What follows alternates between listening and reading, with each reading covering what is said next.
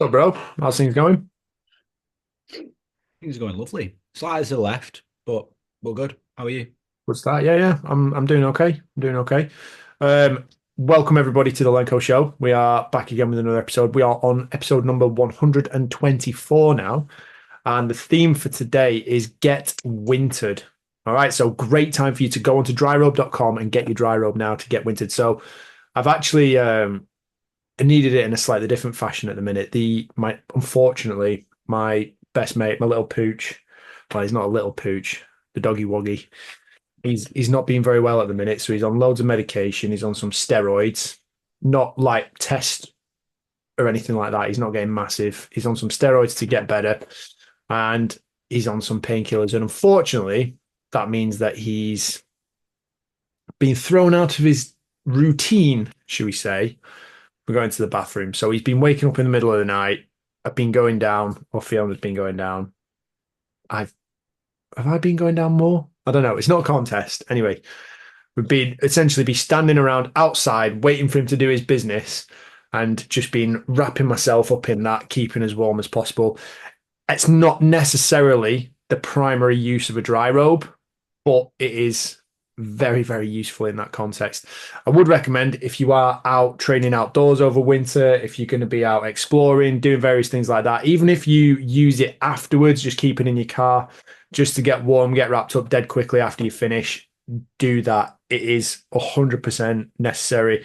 And we're going to break down a couple of things today in terms of maybe any changes you want to make to your training, any changes you need to make to your lifestyle, just a few factors that you need to be aware of when it comes to training through winter, because you do need to make some adjustments. So let's get stuck. It could be, I think this is going to be quite a broad topic as well, because obviously there are changes from sport to sport. There's different dynamics, whether you're off season or in season. And then if you're training predominantly in a gym or if you're out on a track, there are so many different things that you're going to have to do slightly different. So we're just going to kind of bring some of the information to the table, tell you what we're doing, tell you a few things that we're mindful of, and then you can go away, use it as you please from there. If you've got any questions about anything we go through, then do drop us a message. Chris, where do you want to start? At the beginning, Well, it's normally a good shout. What would you class as the beginning? What are you doing differently over the winter? me personally, what? Yeah, because So, obviously you're having a bit of a transition. Can we say yeah. a bit of a transition So, from yeah, sports I've sport? decided I'm going to change. I'm going to become Chris E. So there'll be a few different things going on at the start of the year. No, so for me, I am in off season. I mean, I've not even started the season, so it's going to be about doing the things that will be required of me and building a work capacity and building a strong aerobic base. So it's going to be time, experience, and building up the VO2 max. And it will be exposure to longer runs, longer bike rides, and trying not to drown for prolonged periods of time, which is also known by most people as swimming. So that's what I'll be doing. In terms of strength work, we've not really gone through this specifically just yet, but my my criteria for the season is to maintain as much sense, which is like strength, as much strength as possible. I will undoubtedly lose some. There will be a trade-off. I will probably lose a little bit of muscle. That's fine. Um, that's okay, but I want to hold on to what I can and still get the best times I can. So in terms of strength work, I'll be building, I guess, base strength, foundational strength. I'll still be doing big compound stuff. And then as I get, I guess, a little bit closer to doing some races, there may be some more specifics where I might be working on, I guess, a lot of the plyometric stuff, some lower limb work, maybe some ankle specific stuff. Um, as the volume goes higher and the intensity is high as well, I think what we'll find is anything that is going to be a problem throughout the season will probably show itself in some way there, whether it's a sign of weakness or tightness or stiffness. So we'll probably look to maintain anything like that by doing, I guess, unilateral work, some single leg stuff, and some more specific stuff, lower limb. Probably less curls. They might still be there, but yeah, Left bicep curls. yeah. Oh yeah, oh, leg curls will be there, but bicep curls might need a few less. I actually don't do bicep curls, so I don't know why I said that. What about yourself? Are you've just finished your season? Yeah, pretty much. How long ago? Maybe a month. Well, regular season for my team, club side finished a good while back, good few months ago because we lost in the playoffs. Nice one.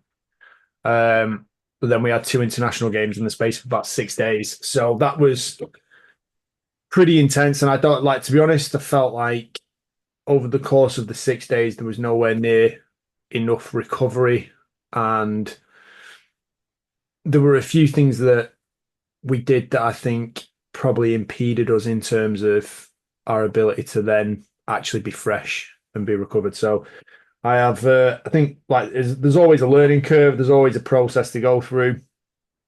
Um, I have my own little irritations about things, which obviously that's me. I'm always going to have that. So yeah, we're now in off season, which for me, and I think through the winter, one of the nice things is it's just a case of just getting as strong as possible. I think one of the big focuses for me through this off season is developing as much leg power and strength as possible. So I want to be able to squat heavy. I want to be able to I want to be able to squat heavy. I want to be able to run fast. There's going to be a combination of that high strength work with kind of a dominance to that, and then still sprinting a couple of times a week because you're not necessarily going to get faster by being stronger, but you can get stronger by being faster. So I'm working on that basis. Go on, you've got a question. Yeah, you just reminded me I wanted to put forward to everyone that this is my promise to everyone. I also have decided that alongside the Ironman, I want to build an absolutely monstrous deadlift. You just reminded me when you were saying about building your squat and building about leg power and leg strength. And I know having working on your squat doesn't necessarily directly translate across to your kicking, but it also indirectly does. And someone who's got, say, a 300 kilo squat is probably going to have, well, they are going to have a prerequisite amount of leg strength and leg power and force, and therefore they probably would be pretty good at kicking a ball if they worked on the specifics of it. For me, I remember hearing Mike Uzatel say in jiu-jitsu, and he was talking about if someone told me that my next opponent could do a Turkish get up with a 40 kilogram kettlebell, I'd be impressed for sure. I think, wow, he's very athletic. If they told me he can do, I can't remember what number he used because it was in pounds, but like an 800 pound deadlift, I'd be like, motherfucker, I'm resigning. I'm not doing it. So yeah, deadlift is something that I've always neglected. And ever since the first Profit Combine, where I really fucked up my lower back, I told myself, yeah, I probably just shouldn't deadlift, and then didn't. And then I've had big squats, big bench press, big cleans. My snatch was pretty good for a while for my weight, but never really had a strong deadlift. I neglected it, and it's an imbalance. Like if it's not fixed, there's going to be issues in the posterior chain, which translates across to everything, doesn't it? Yeah. So yeah, so that's interesting. I like that you're going to be working on some squats. For you, one thing that you mentioned we spoke about, I can't remember how many episodes ago, but you were talking about the relevance of exercises and the way that you actually execute them. So the way that you perform a back squat Yeah. or an athlete in another sport perform a back squat. And I think you're talking about footballers and American footballers and rugby players not needing to be in that bottom squat position, um, like other athletes might need to be. And so working on what you need to work on and not in excess of that. So I'm assuming, is that what you'll be doing over the off season? You'll be doing same range, Uh, dual seat changes or No, no, no. So I mean, I think principally the off season is a really good chance to work on getting back to the fundamentals, and like I said, getting back, getting strong, getting really strong, and then still working on the skill aspect. So still doing loads of kicking. So that's where the kicking speed, the leg speed comes into its own. Um, but then you have to back that up with a high amount of leg strength work. And again, I think just generally being overall strong as a human is something that I do value. So I do like to deadlift heavy. I like to squat heavy. I'd kind of been put off that for a good few years, and I think even recently I kind of had a bit of a well, I mean, you've seen some of the contact that I've taken over the last couple of years. Like it has affected my knees, and I have had some knee pain when doing things like that, which has just kind of put me off, and I've avoided it and just worked around it as best as I can. And I think as a result of that, the overall strength and force output has suffered and I would say probably declined a little bit. But I think now I'm at a point where I understand I understand training on in a different way. And I think I know how to tap into certain things which will like help me move beyond that. So like this is where I've then talked about working through different rep ranges, not necessarily having to go full depth, but I would encourage going through full range if it's something that you're capable of doing, and I will be doing that. And then also the use of isometrics, maximal effort isometrics, overcoming isometrics, um, eccentrics, tempo reps. Like the toolbox is wide open because there is very little in terms of performance that matters through the off season. Like you don't have to worry about competitive fixtures, you don't have to worry about performance, even in team training sessions. You can just get on with it and then do the on field work and the skill aspect in private where it doesn't matter. No one cares, no one's watching. And you can make mistakes and you can just focus on leg swing, leg speed, and finding a rhythm. So that's going to be priority for the off season and working through that. And yeah, I think other than that, not a whole lot changes because the principles of the sport, the principles of training remain the same. It's just being in the best shape you can possibly be in to perform and then be durable. So yeah, I think I heard it explained really well by I can't remember what the guy's name was, but it was someone from Bird Box who were doing gymnastics like coaching and qualifications, and they were saying about like functional fitness athletes, let's call them CrossFit athletes, etc. And we're saying when they're training their gymnastics, you have to learn the skill, but once you've got a good comprehensive understanding of the skill, when it comes to off season, you shouldn't really be doing foot tons of toes to bar and like kipping pull-ups and things like that. Build the foundational strength and work on doing your strict stuff and then build those like skills back in as it comes towards like game time and towards the start of your season, pre-season, things like that, where you start focusing and specializing again. yeah, it's a little bit like James Jousey said when I had him on the podcast, and I shared a little clip where he was talking about why Matt Fraser was so good, and he was essentially breaking down like the fact that he's so technically efficient when it comes to weightlifting, like the clean and jerk, the squat, like those foundational movements, and his ability to do that and also be incredibly strong at that is one of those things that separates him apart. So he was saying that, if you're a CrossFitter, pretty much every elite CrossFitter could probably do 30 kipping pull-ups back to back to back. But when it comes to moving the weight, it's one of those things where you can either move the weight or you can't.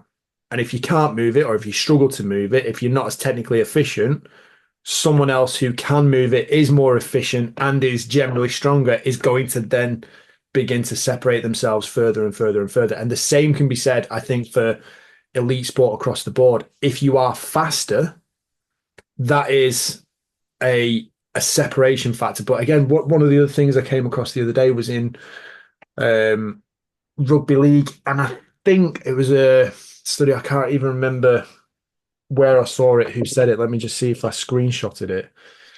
Um, because I thought it was. very, very interesting. I think it was sprint velocity might have been the term. And I think it was Dan Baker. So let me just go onto his Instagram now. But I think it was Dan Baker, and he was essentially saying that um, you can kind of measure sprint velocity over the course of 10 meters. So it's how fast someone is traveling at that point, and then what they weigh included in that, resulting in that impact force. And the higher the impact force, the harder that person is going to be to tackle. Um, and I think that was so obviously, if you're a bigger athlete and you can still be fast, if you're heavier and you can still have a high amount of speed, if you're still incredibly strong, then that's putting you in an incredibly good position to be able to lamp a proper big impact on someone. Um, Yeah, I recall Ross Edgley actually explained it once, and he was saying games like sports like rugby and American football. He said exactly that scenario are just a game of physics. He says if you're big and you're running fast, and the person that you are going to hit is not moving or is significantly smaller than you, you are going to win that because obviously it's just force equals mass times acceleration, isn't it?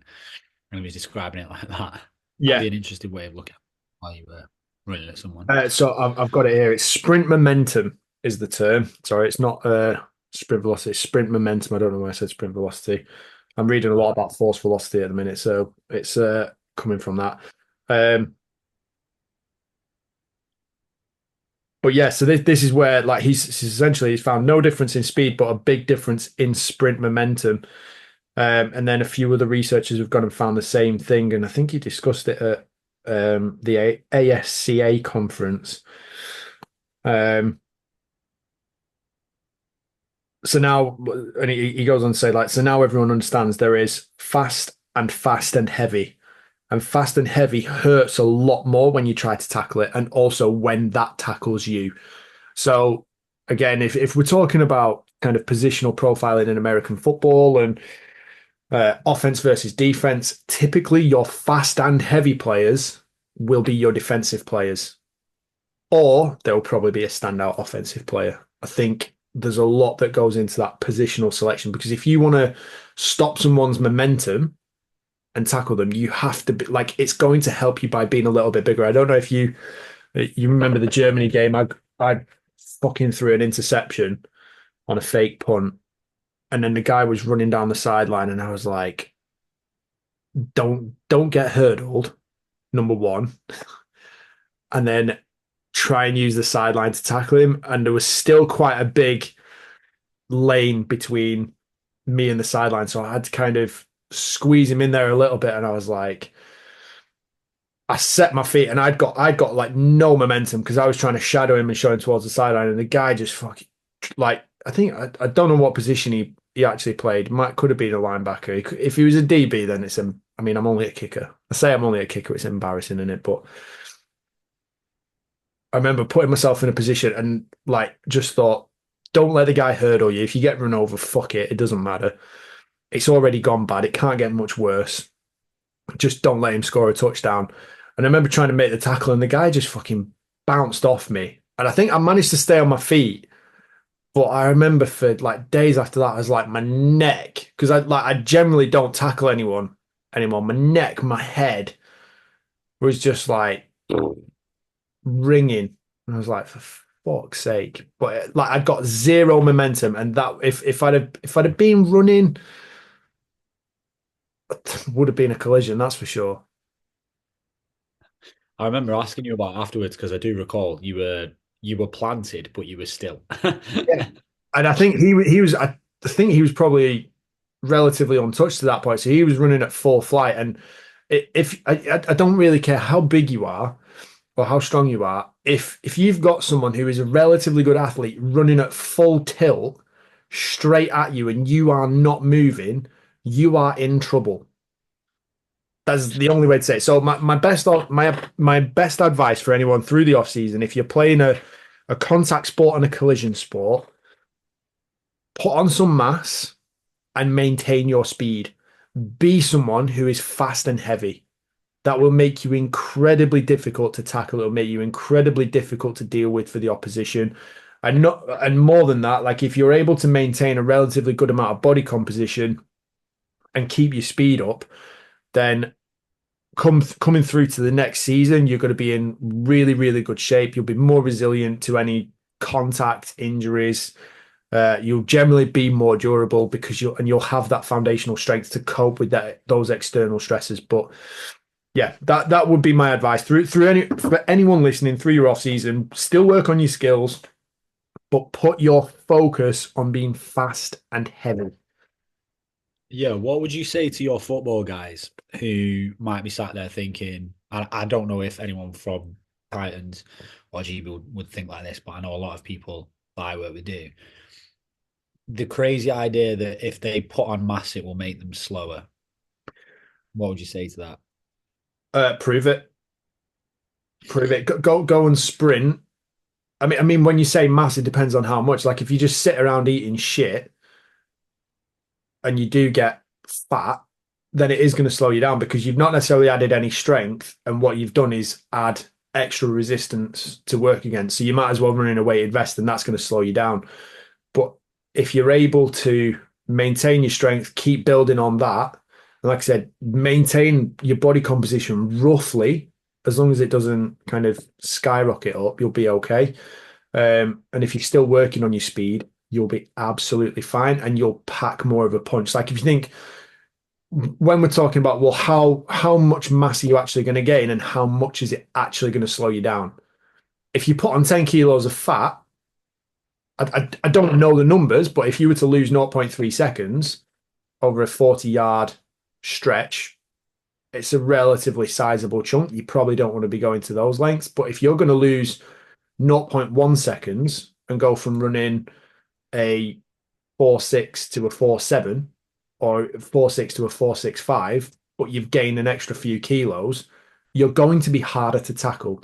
And this is one of the things that, combines are a great way to get you noticed. But from that point, once you're in, and once coaches know what they've got, they know what you've got on tape, they've seen you perform, and you're a bloody good athlete, you can then start to develop in a different way and think, right, how can I make more of an impact? How can I hit harder? Because it's not about performing for those measurable results in a combine at that point now. It's purely about the on-field stuff. So I would say don't worry about it. If you do the basics, if you track your measurements, track your body weight, track your body fat as best as you can. If you've got use of an in-body scanner like I've got in the gym, I think you've got one in your gym as well, haven't you? Yep. Yeah. So if you've got use of an in-body scanner, use it on either a bi-weekly or a monthly basis to keep track. Try it. It's through your off season as well. Try and eat as much as you can without putting on a ton of weight, and then take care of the basics. If you're on a good balanced program and you're still taking care of basic levels of conditioning, and I mean in a sense of looking after your heart and your health, maximize your strength work and still have an element of speed training in there, you'll be fine. You'll be surprised as to how good your results are and how good you feel coming into your preseason. Because whilst you're not taking contacts, whilst you're not taking hits, that is the best time to build on those elements and improve them. I think a lot of people as well, athlete and non-athlete, anyone who's overweight, generally it's because they undereat and then they overeat on shit. I think if most people focus on those specifics, Yeah. yes, look to put on mass by eating, but eat good stuff and then have some of whatever you want as well. But if you are focusing on doing the specifics and still doing your speed work, your power work, strength work, you will find that actually you'll just end up with more energy and feeling better, and therefore your workouts will be better. And I mean, like your numbers will be moving more. You'll have more energy to sprint faster, push harder, lift more weights. Yeah. Going back to kind of more the winter specific theme for today, I have got a list of 8 key factors that we can kind of break down and just discuss. And if you're going to do anything slightly differently or think of it in a different way, we can talk through that. So I think number one, biggest difference for me is that your warm up needs more attention. If Yeah. you're in a colder environment, everything's a little bit stiffer. Blood vessels are a little bit more constricted. blood flow might be slightly different. Like we need to get everything pumping and do it in it's going to take more time. So dedicate more time to your warm-ups. And I would say this for, if you're playing football over the winter period, you need a little bit more time warming up than you do through the summer. And that's where the length of your warm-up, the duration should change depending on the conditions. You might even want to factor in warming up is probably going to be more effective where possible if you do it indoors before heading off out. So like this would be a situation where I'd say if you've got use of an indoor gym facility with a track or something like that, do all your dynamic stretching, your dynamic warm-ups, do it inside and spend a little longer doing it. You might need to do a bit more foam rolling, soft tissue, myofascial release. You might even want to get a couple of, like if, for instance, if you've got a use of a gym, you might even want to get a couple of lifts in before you actually head out onto the field and do your sprinting and do your field work drills out there. Trying to warm up on a freezing cold day through conditions where you're essentially doing walking drills. Like you might be doing a walking hamstring stretch. Like that's not fucking working. Like that's you're possibly even getting colder at that point in time. So warm up beforehand where possible indoors, warmer conditions. You might and if you have to work outside, maybe just wear thicker clothing, more clothing, wear a coat and gradually take your layers off as you go. Don't make it difficult to get warm. Give yourself the best chance possible in those circumstances to actually get the blood pumping, get the blood flowing, help your muscles become a little bit more pliable, and you'll get better results from that. You'll have a better performance, as well as mentally feeling a little bit better. Like there's no glory in going out being a badass in your warm up wearing a fucking vest. Like no one gives a shit. Nobody cares. You're not doing anything useful. Like if you want to do it, go and do it. Fair enough. But you've got nothing to prove by doing that. Like if you want the best possible athletic warm up, stay warm, keep your clothing on. As you get warmer and warmer and warmer, start taking layers off, and then you need to be ready to go by game time. Yeah, I think the only two things that I would add to that, and by no means change any of it.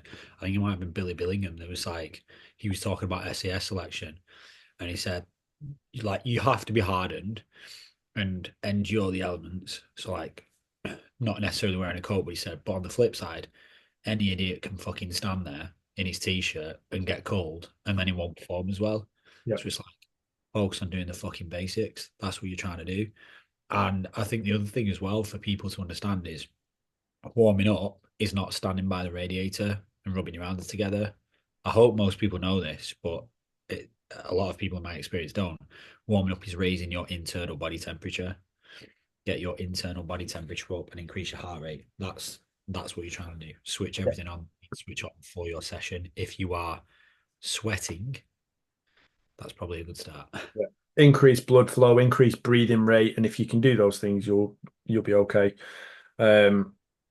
I would say like most of the time this time of year as well, even if you're just doing a workout in the gym, you need to pay a bit more attention to detail in your warm up in that scenario as well. Especially the likes of my gym where we don't have radiators, we don't have any heating, there's no air conditioning. It's a warehouse unit, and it's gonna get cold in there. But once you get moving, um, you're generally okay. But you have to be a little bit more gradual and a bit more attentive and accepting that you can't just walk in there like you might do on a summer day and start banging out faster explosive stuff. Ain't gonna work like that. And that's a key thing as well. Like if you are outdoors on a track or something, like you can fall into the trap of thinking, oh, I reckon I'm warm, I'm ready to go. Start running faster and faster, and then before you know it, everything's stiff, everything's achy. You're not running as fast, you're not feeling as bouncy, you're nowhere near as springy. Everything's cold, everything's tense. That's the opposite of what we want for an efficient training session. It's like we said there, like you can be a big man about it, you can be big time, and look hard by suffering through it with limited resources, or you could just do it properly and actually be effective. So pick your poison on that. Pick which one you want to actually go through. Next one, you might need to make some slight changes to training intensity. and volume and recovery.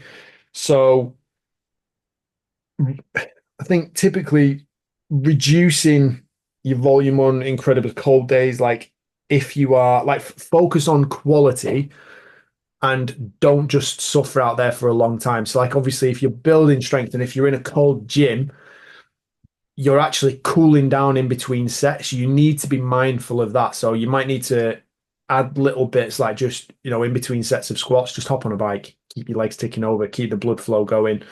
And like you said, keep that core body temperature up. It could even involve putting on a coat, a dry robe, something like that in between your working sets. Um, Especially if you're outdoors on a track, stay as warm as you can, modify your volume, modify your intensity. And then, you know, if you need to call the session early to make sure it's still effective, do that. Don't just spend longer and longer out there and suffer through it. Um, how would have you got any differences in terms of what you do for your longer duration stuff in terms of your Ironman training, like outdoor runs and biking and swimming and things like that? So, no, similar stuff in terms of do what you can indoors. Obviously, for running, that's well, I mean, I could do it on a treadmill, but it's not necessarily as good. But yeah, there's still treadmill sessions in there. But for the biking, for the cycling, we've got a turbo trainer, so you can use that indoors because it saves you from not just the conditions in terms of the elements, but the conditions in terms of it's fucking icy and slippy. And depending on obviously working a normal job as well, depending on what hours you're going out, you've got to factor in there's going to be traffic, there's going to be other drivers around, and it's just way, way safer Yeah. to be putting in the work in a stationary position on the bike as opposed to going out on roads where you could get hit or you could slide and fall off and you could injure yourself. So it's just being, and then the same for swimming. It's doing more swimming indoors, swimming in an actual pool at a gym, Practice in your bathtub. practicing your bathtub. Yeah, absolutely, absolutely. So, Just lie face down in your bath and practice your breathing. well, I already do that, Alex. So I don't think I'll need to do that anymore. But Um, yeah, like you've said there. So the next one on the list was, bad weather. Make suitable changes. Train indoors if possible.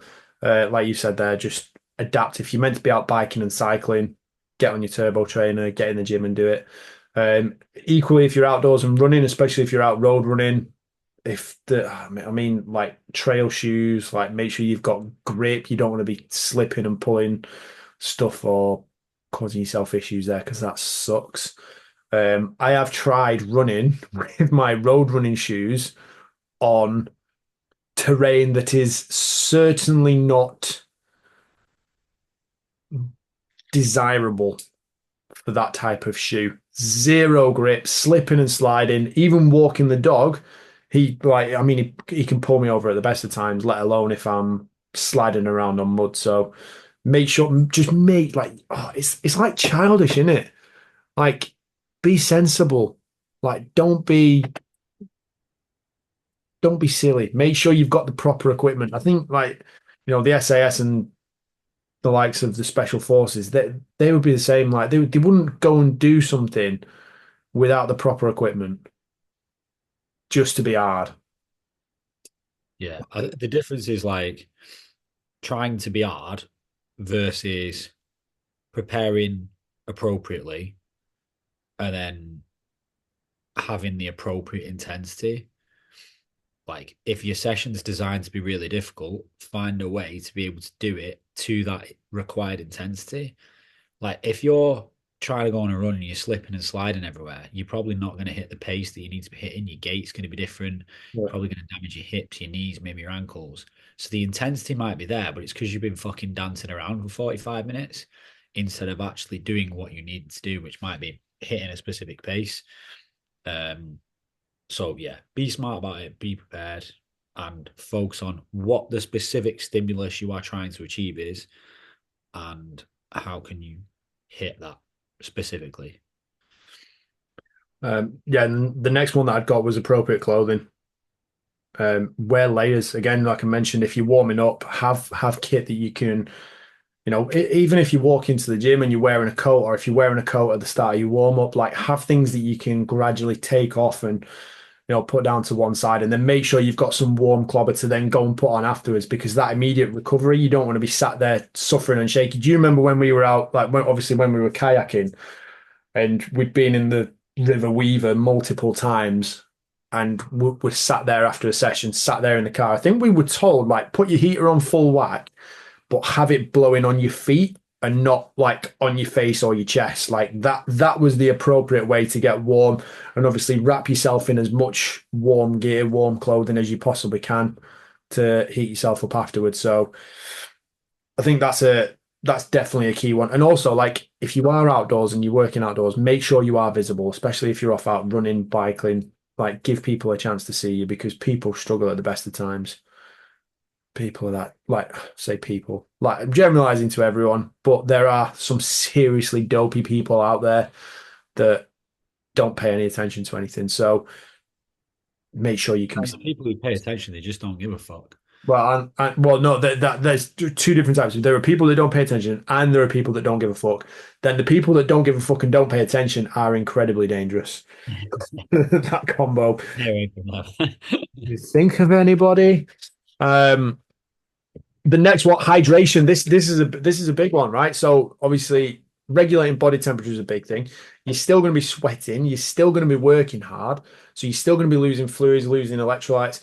You need to be like, you're probably going to be drinking less water anyway because of the cold conditions. So people will like lean more towards hot drinks, tea, coffee, all that kind of stuff. You still need to make sure you're hydrating appropriately.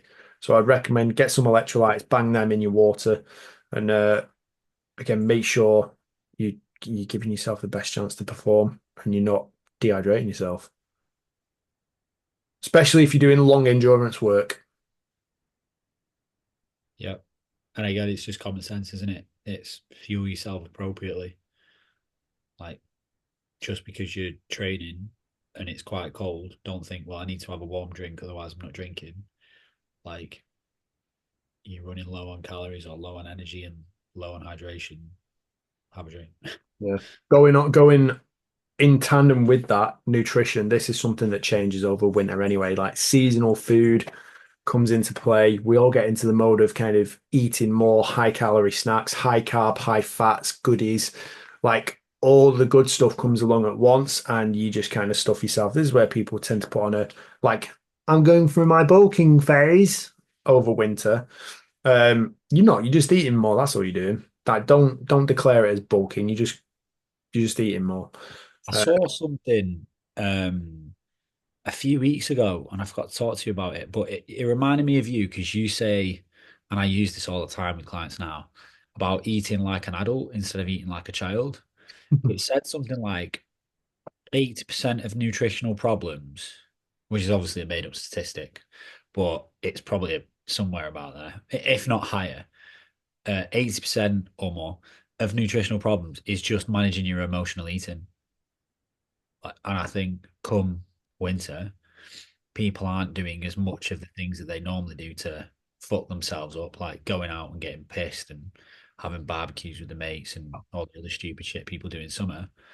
And therefore they end up staying in and eating shit and drinking stuff at home, and then they have the Christmas parties and they're shocked that after 2 3 months of doing that they've put on weight. Yeah. So Well, incidentally, you've got that, but mood level drops because we're getting less daylight, less sunshine, less vitamin D. Temperatures are colder, so that makes you feel a bit worse. Like you find out what people are made of when they get cold and wet, and when you're cold all the time, that's half of the battle there.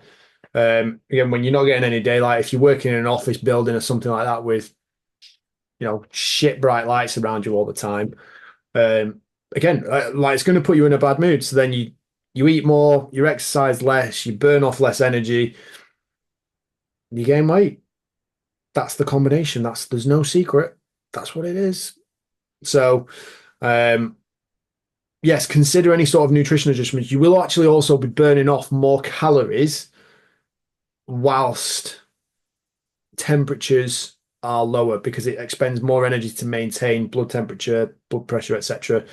Um, so naturally caloric intake should increase a little bit, but this is where it's important to keep a track of your body weight, body fat percentage, composition, where you possibly can. So keep an eye on it. And again, like it actually plays into being an advantage, especially if you're in your off season and you're looking at building strength and gaining some size and focusing on being fast and heavy. Um, Conditions are perfect. Food's there. It's very little effort to actually gain weight, gain size, and eat a bit more. So take advantage of it. Take advantage of the circumstances, the seasons. Use it to your benefit. Um, Another thing that probably needs a little bit more attention in colder conditions is your level of flexibility and recovery. So obviously colder conditions, everything's going to be a little bit stiffer. So staying supple, staying flexible. Consider stretching a little bit more, I would say, especially for recovery purposes. After post workout, absolutely. Is that something that you bother with? You can say no if you want. Yeah, not as much as I should. I never had done. I'll admit to that because I know that 99% of people listening to this will resonate with me. Not as much. But again, so I think this is another difference from sport to sport. When you are weightlifting in the gym, when you are squatting, pressing, hinging, pulling through full range of movement, that is borderline as good as squatting. The different as squatting as stretching. The difference is when you are doing a dominant sport, i.e., cycling, running, swimming, you are not necessarily working through full range. You are utilizing movement patterns that you're hammering over and over and over and over. You're becoming very dominant in one specific position. This is where you then have to restore some of the balance. Yeah, so it was literally going to be the next point I touched on. I make sure that with the strength work that I do, I will always focus on utilizing as much range as possible, make sure I'm getting a stretch in the movement anyway. And, I do my dynamic mobilizations before I start. Then when I'm actually lifting, I'm going through full range. A loaded stretch is still a stretch, right? You don't need to do the loaded stretch. And then at the end of the workout, do an extra stretch. Yep. There is still a presence of some of it, but yeah, but I agree. Like it's then when you want to be addressing stuff. And if you're walking into a session, your knees feel really sore from a long run that you did the day before, don't start smashing out your heavy back squats. Maybe address the issue, do some hamstring stuff and stretch off your quads. Do you know what I've found has actually been really useful for me for a little bit of knee pain relief when it comes to squatting? Pre-session, one of the warm-up routines I've been doing has been hop on a bike, smash 2 minutes, get through a little bit of distance, go and do a 30 to 60-second wall sit. Make sure you can feel it in the belly of your quad. You're getting a little bit of a stretch through the tendon. That's going to stimulate the fibroblasts to start laying down. Like if there is any tendon damage inflammation, that's going to start influencing the fibroblasts to start laying down collagen along the line of force where it's needed and not sporadically, and develop a little bit of strength, stimulates that little bit of recovery for the tendon, and also warms up your quads, gets you fired up, ready for squatting. So I've been using that um, in and alongside doing various other little things. So it'd be sort of like bike for 2 minutes, hit 30 to 60-second wall sit, maybe some TKEs, maybe some banded lunges, pulling in different directions, lateral lunges, different kind of squat matrix and lunge patterns, working in a 3D aspect rather than just going, I'm just going to squat up and down and hope that it gets better as the more I do it. That's not a useful way to go about it. Like use different angles, different movement patterns to kind of open up and free up some of that range and restore a little bit of balance. That's been a really, really useful way to go when it comes to that. And yeah, just going back to like if you are performing a repetitive sport and you are likely to experience some sort of overuse injury, that's where you might want to use stretching, whether it is a static hold or if you are going to get into a gym and start using a barbell or dumbbells or weights to actually get you through more range. Either one of those, but you need to be paying attention to that to help stimulate a little bit of recovery. And then the last one, the final one, number 8, and I think this is important. Explore this as much as you like. Is your mental preparation, like the desire, the motivation to get out, train, do the hard yards, do the grind against the hard conditions. Um, it takes more effort. And equally, if you've like, this is where having a committed training partner is going to be useful because they're going to drag you out or they're going to be out there with you. Um, you need to keep going through the process if it's going to work. You have to carry it on. So bear in mind that is going to be a factor. You're not always going to feel great about going out training. Well, you've got to do it.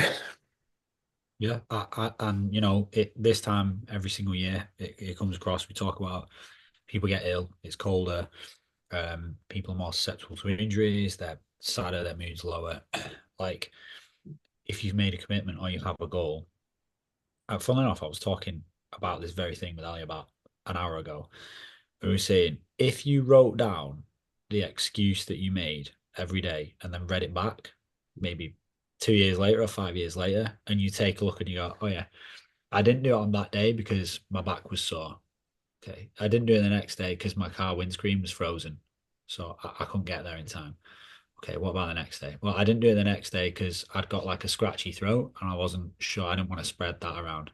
Okay, what about the next one? Well, I didn't do it the next day because I'd not slept very well the night before because of my scratchy throat. And you look at it and you think they're all valid. Every single one of them is valid. But it's fucking shit. It's just shit. And at the end of the day, this doesn't have to be you. You don't have to do this. But there are people out there who will have worse circumstances than that and they'll just get it fucking done. Like you're in competition with people that you don't even know you're in a competition with. And there are people out there who are just going to do this shit anyway, and they'll end up better off than you. Yeah. Like, so either do it or don't, but be aware that if you're not doing it, for no matter how good the reason is, you're choosing not to do it, and be aware of the excuses that you come up with. Now, I just wanted to say as well, there's one final thing that we've not quite touched on that I'd like to add, and I think it might tie in with it might have been point number 5. What was point number 5?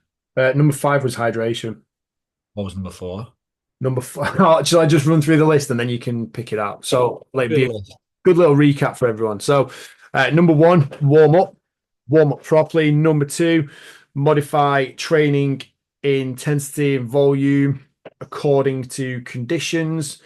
Number 3, training environment, bad weather, that's going to be a factor where possible. Train indoors, warm up indoors. Um, Again, be attentive to the outdoor conditions. Number 4, clothing, use layers. Number 5, hydrate. Number 6, nutrition. Obviously, you're naturally going to eat a little bit more. You can take advantage of that, focus on being fast and heavy. Um, or you can simply just forget about tracking any sort of results and making any sort of progress and just eat what you want and get fat. That's another alternative, depending on where you want to go with your results and your progress. Number 7 is flexibility and recovery. If you're using repetitive movement patterns over and over and over and leaving yourself open to an overuse injury, you need to be implementing some sort of recovery flexibility work, whether it's loaded stretching or static stretching. Focus on maintaining body balance, range of movement, and keeping yourself functional, should we say. And then number 8 is the mental preparation required, the motivation levels available to yourself. Be aware that is going to be a factor. You're not always going to feel great. You will hear excuses. Your brain is going to throw them at you.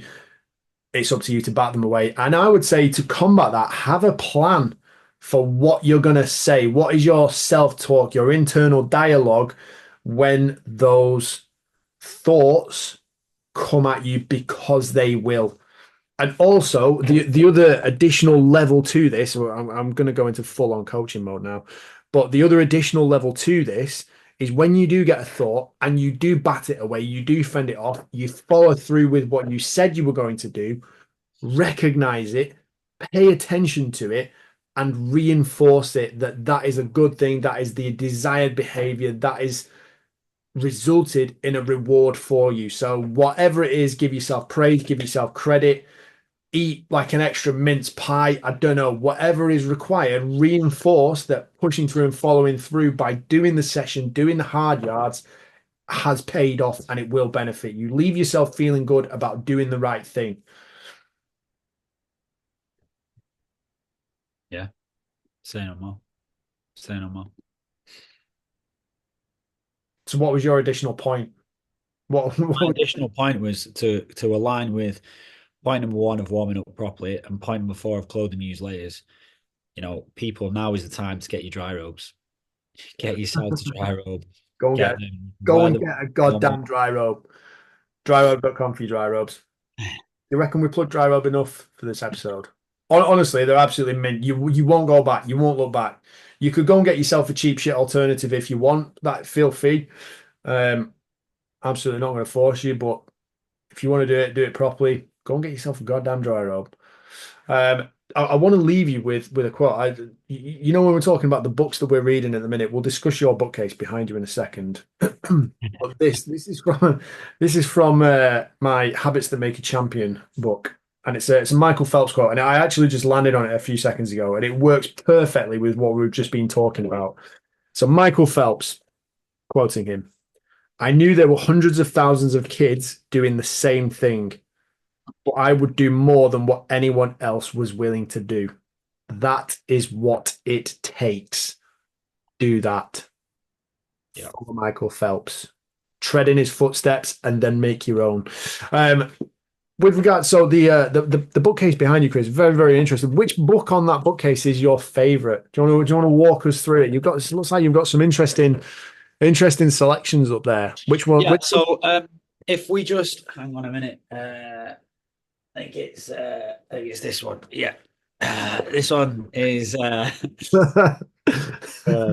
Oh no, it keeps getting blurred out. there we go. There we go. I got it. This is what I'm currently Right, reading. excellent find. Excellent find. You see, you were sat in front of that, so it was blocking it the entire way through. Yeah, unbelievable. Diary Unbelievable. of a CEO. I like it. Good. Anyway, that concludes episode number, I think, 124. 124 episodes. Get wintered. Go and get yourself a dry robe. Follow those principles. If you've got any questions on how to train any differently, what you need to do slightly differently, we have a ton of options available for you. So drop us a message. Instagram is probably the best way to do it. Alex underscore Blankowski underscore performance or Chris underscore Lankowski underscore performance. That will get you there. So until next time, that is it from me. Chris, any final words? Peace, love, and protein. Wicked. And if you have enjoyed today's show, please feel free, please share it with someone that you think needs to hear it and will benefit from it.